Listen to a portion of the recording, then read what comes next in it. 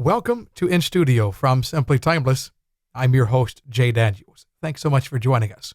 Recently, I took a trip to the Upper East Side of Manhattan for a visit with vocalist Audrey Silver. We talked about her new album, Let Me Know Your Heart, but we also talked about some of the healing powers that music has to offer. Plus, you're going to hear the stories about her early musical influences. In fact, she didn't start out being a vocalist. She was actually a cellist in her younger years. Our discussion begins about some of the influences from Broadway. The love of the musicals goes a little further back. It's really my grandparents. My grandmother was the one who took my dad to basically every Broadway musical in, the 50s, late 40s, I guess, and bought him every original cast album. So when I grew up, this entire collection was available to me, and I spent many an afternoon just going through one album after another and learning all the standards. And, there was music generally. My grandmother played the piano. My grandfather played the mandolin. They played together, and he would sing. It was, sort of a beautiful thing. So music was definitely always a part of my life. You were not an only child. You grew up with 3 siblings. Is that correct? Yes, that is. So you obviously, I'm sure, were very thankful for those moments of peace and solitude, because I grew up an only child. I didn't get siblings until after I had moved out of the house. So I always had freedom to do whatever, whenever. But listening to this music as a child, what were some of the musicals that really impacted you? Some of the artists that you remember the most? Well, I loved Julie Andrews. Who could not? I mean, I loved, My Fair Lady and The Sound of Music. The Sound of Music was like a revelation, I think, when I first saw the movie. And, I loved, just thinking about musicals I loved The Pajama Game, though I don't really remember who was in it. Oh, Doris Day. Yeah, there we go. Doris Day. I love Doris Day. Yeah. I listened to a lot of those movies, like the Doris Day movies, and I loved Fred Astaire. Fred Astaire was my passion. The only temper tantrum I remember having as a child was when I wasn't allowed to stay up to watch Easter Parade. So It was Fred Astaire and Judy Garland. And Judy Garland, Oh. Right. So Fred Astaire, Judy Garland. I loved Oklahoma when I was 10 years old. My parents said, "What do you want to do for your birthday?" And I said, "I want all my friends to come over and watch Oklahoma." So we all lined up on the stairs and they projected it on the living room wall. And, my friends were like, "Okay, that's what Audrey wants, so we'll watch it." But I think they liked it. Yeah. Broadway musicals were not your only connection to music. One of the things that I actually was surprised to read about, you're primarily known as a vocalist, a jazz vocalist these days. But when you were younger, you actually took music lessons in the classical realm for classical piano and cello. Was there something that sort of inspired you to do that, or was that something that Mom and Dad said, "This may be something good for you, Audrey"? I actually have no memory of when I started taking piano lessons. It just was there. And I was sort of fascinated by the piano. I would sit in front of it and I would look at the notes and I would think to myself, okay, why does it go from this note to this note? What about all the notes in between? And I couldn't understand. It just seemed so arbitrary to me, though I've learned a lot about the scale and how old it is and how not arbitrary it is in interesting ways. But cello actually was something that when I was in school, there was a period of time where everybody was given an opportunity to try an instrument. So I tried a bunch of different instruments and then picked the cello. And I felt it's such a beautiful sounding instrument. Yes. So I really enjoyed playing it. It was fun to fool around on. It was fun to learn things on. And I loved classical music and the classical repertoire. And I spent actually 2 summers at a music and arts camp playing cello. Being part of an orchestra was a wonderful, wonderful experience.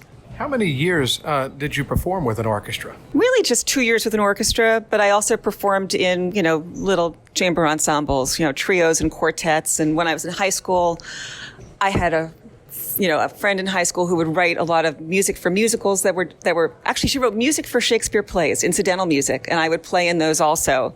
So there were a lot of different forums, interestingly enough, to play the cello in. Many in your family possess a creative spirit, as you and I have talked about previously. And you were the only one at this point who decided to take music seriously and do it professionally. And it seems as though that jazz just kept coming back into your life. Some would say that there is a distinction between classical and jazz music. I think classical and jazz actually have quite a bit in common. One might seem more rigid than the other, but I think they each have their own personalities. But certainly those with classical training can use that in their jazz work. But I don't know if there was really one particular moment for you, but why is it that jazz kept having such a profound impact, a profound meaning upon your life? What is it that, you just couldn't escape your love of jazz music? I mean, I think a lot of that comes from my love of song. Like the songs that I listened to that were from the Broadway musicals, a lot of it was swing based. So the rhythm immediately was interesting to me. And so I started listening to more things that swung, as I got older. And when I got to college, I was suddenly immersed in it. I had friends who were involved in it. I dated a guy who was the guy who ran the jazz ensemble and did a lot of their arranging. His best friend did the jazz programming for the radio station, and I started an a cappella group. And I wanted it to be a jazz a cappella group. So I was constantly researching repertoire and arranging music, and it just led me deeper and deeper into the jazz realm. But I came at it from a vocalist perspective more than from an instrumentalist perspective. For you, jazz didn't immediately take center stage. Yes, it was something important for you in school, but your schooling, your degree that you were working for during your bachelor's and master's, wasn't actually in a jazz direction, was it? Not at all. I mean, being a performer, being a musician was not actually something that occurred to me growing up. I didn't have any models for it. And my father was in business. I loved history. History had, some of the most amazing professors when I was in college. And so I was a history major and then got a business degree. And part of why I got a business degree was because I had spent a couple of years working in the music business, and it was just as barcoding was coming in. And I thought, wow, we're going to be capturing all of this data, and no one's going to know what to do with it. So why don't I go to, get my business degree and learn what to do with it, how to use this, all of this data as, to make more informed marketing decisions. And so I did that, and I didn't feel like I learned enough. And then I went to work in advertising, and I worked for a consumer packaged goods, very data-driven marketing client. And then I was thinking about going back into the record business, but the record business hadn't evolved yet. It eventually would. Now it's very data-driven, but at that point it wasn't ready. So I didn't go in that direction. And it ended up being a good thing, because I think if I had, I might not have become a performer. Sure. And while I'm sure that you enjoyed your work very much, you were able to glean quite a bit from it. And I think a lot of what you did in marketing, I mean, let's face it, it's not as though that you say, oh my goodness, I should have been doing something else all of these years. I think you could look back on that and say, yes, I learned a lot of things that now enabled me to do my performances, to do my own self-marketing better than I could have without this training. But in light of that, you have a stable marketing job. You're in an office environment. You could have continued that for as long as you wanted to. Was there a point, though, to where during your time in that job that you said, I just want to do something more with music? What was the catalyst for that decision? Well, it wasn't such a clear sort of decision-making point. I knew that I wanted to do something that was more creative. And I was thinking about trying to move into the creative side of advertising rather than staying on the business side. And then I got pregnant, and I was sick during my entire pregnancy, and I couldn't work. And I could have gone back, but I, had this little baby at home, and I didn't want to leave. And we were luckily in a position where I could stay home. So after doing it for, a few months, I thought, all right, I love taking care of my son. He's the best boss ever. The hours are awful, but I don't mind. But I needed something else. And I went looking through a course catalog at the 92nd Street Y, and I saw that they had a jazz ensemble class, and they were auditioning for a singer. So I went and I auditioned, and that was the thing that catapulted me into the direction of really becoming a vocalist rather than having it be a hobby for me. You're listening to In Studio from Simply Timeless. Our guest is Audrey Silver. She's recently released the album Let Me Know Your Heart. It's actually her 4th album, and I want to travel just a few years ago. And another artist once told me, everybody has to record their first album at some point. When did you get to record your first album? And what in the world made you go with that crazy idea to record yourself? I may have done a lot of different jobs, but if you had asked me to truly tell you what I'd always wanted to do, wanted to be, I would have said to be a singer. Yeah. So, the idea of recording an album after, listening to so many recordings of so many wonderful singers was something, it was a dream. It was a dream that I always had. So I, after doing this ensemble class for a few years, the pianist who was teaching the class, it was John Rainey, Jimmy Rainey's son. He was a wonderful pianist and someone whose taste I really trusted. And he turned to me and said, "So are you going to do this or not?" And I was like, "Okay, sure, let's do it." And so I recorded a couple of demos, and then after, and got a few gigs. And after performing for a little while, I thought, okay, I think it's time. I don't know if it was really time. I recorded the first album, and there are things that I like about it and things that I don't like about it. But it was, it's always a huge learning experience, and I'm glad that I did it. One of the things I learned with my last and first album was that you can't expect to record 12 tracks in an 8-hour session and do them well. Now, I know that there are some people, friends of mine, who have said, "Oh, I listen to them all the time." I don't know about you. But for my first album, I've only listened to it once or twice through, and then I said, okay, I got to move to something else. Do you ever try to look back on your work, whether it's live or on a record, and say, well, here are some things that I noticed I could have done differently? I mean, sure, you're looking for ways to grow. And from that first album to now, especially in your recording technique, what is it that you would say that you have greatly learned and improved upon between album number 1 and album number 4? Facepalm. Huge question. I mean, there are endless things that I have learned since then. I mean, just one or two answers would do. I mean, one of the things was, part of it was just learning how to relax. Yeah. I definitely, this was my first recording. It was scary. I had a lot of ego on the line. Like, could I sing? Could I not sing? For some reason, I thought that this recording would be the deciding factor. Of course, it wasn't. But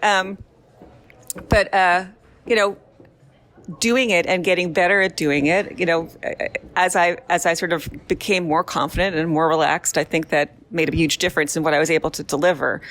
And I've also worked a lot on technique since then.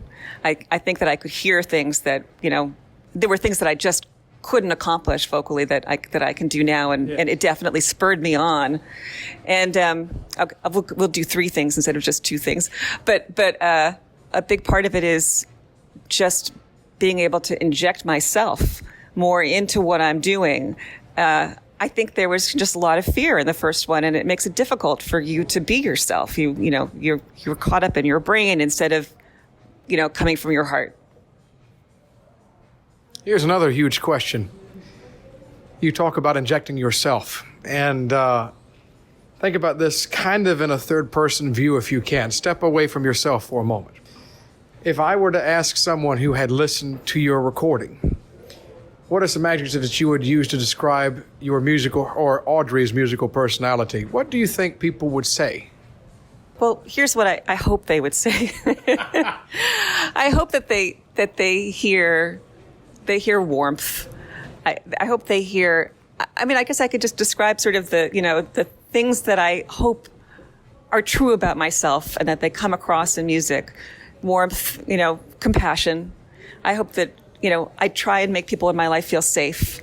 And I hope that when people are listening to it, they feel a sense of safety, that they're listening to something that, is not going to scare them, but is going to, uplift them. And I think that is typically your modus operandi as far as your live performances, your recordings, is being able to share this sort of gift of musical healing, as you called it. And it's very heartfelt. Again, it's in the title, Let Me Know Your Heart. Was there a concept behind the construction of this album as far as the songs that you chose, the order, things like that? The whole album, interestingly enough, as much as I love standards, revolves around the originals that I wrote. There are 6 original songs in it.